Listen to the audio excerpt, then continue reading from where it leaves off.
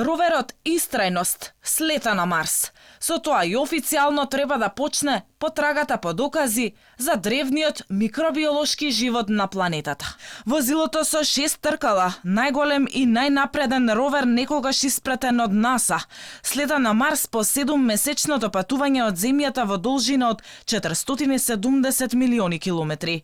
НАСА заедно со Европската вселенска агенција има намера да донесе карпи од Марс, кои би можеле да одговорат дали некогаш постоел живот на таа планета.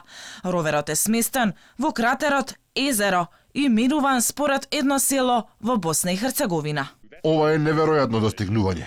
Не можев да ви објаснам колку многу емоции имав. Ова навистина е почеток на нова ера.